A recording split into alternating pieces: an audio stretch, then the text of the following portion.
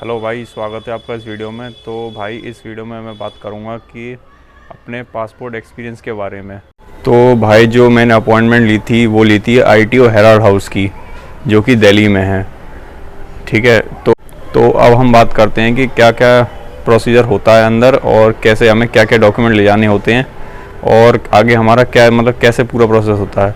तो भाई एक शब्द में कहूँ, अगर आपको डॉक्यूमेंट ले जाने हैं, अगर नया फ्रेश पासपोर्ट है तो बस आपको सिर्फ दो चीज़ की ज़रूरत है।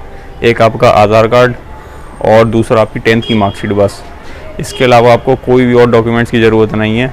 सिर्फ आप ये दो डॉक्यूमेंट लेके जाएं और आपका काम हो जाएगा। मैं खुद सिर्फ ये दो ही डॉक्यूमेंट ले गया था और मेरा वेरिफिकेशन हो गया।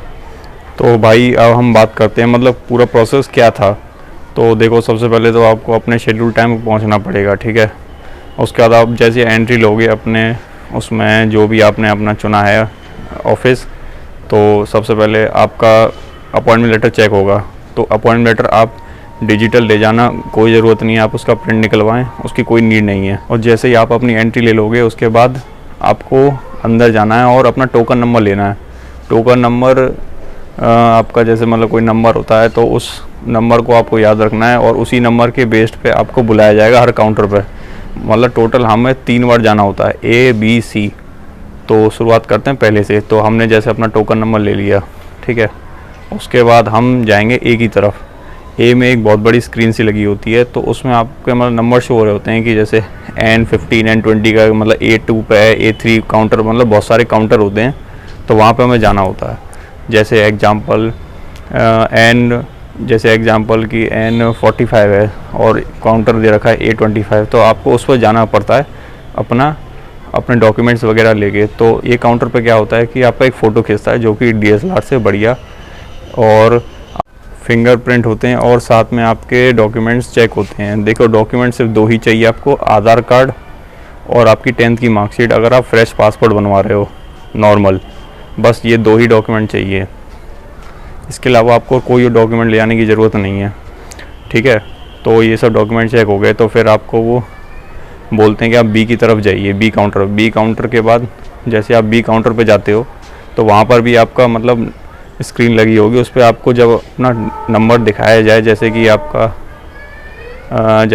N45 है और तो वो दिखा रहा है कि B5 पे जाओ, तो फिर आपको B5 पे जाना होता है।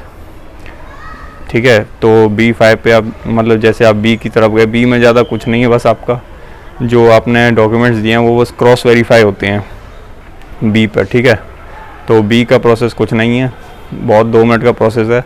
फिर B के बाद आपको जाना होता है C काउंटर पर। तो C में क्या होता है कि आपका फाइनल वेरिफिकेशन होता है उस पर। ठीक है, तो फाइनल में आपसे पूछेंगे आप क्या करते हो और आप कहाँ से हो, तो बस यही छोटे मोटे सवाल पूछते हैं 1-2, और ये भी बहुत आसानी से हो जाता है, 1-2 मिनट का प्रोसेस होता है।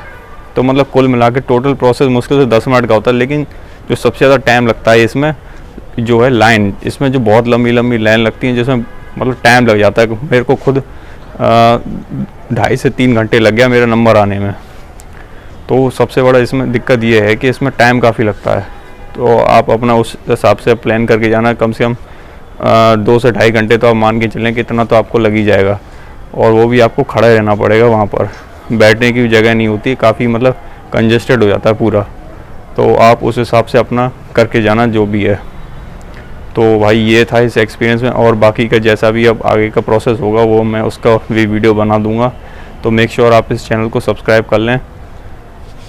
Thanks for watching.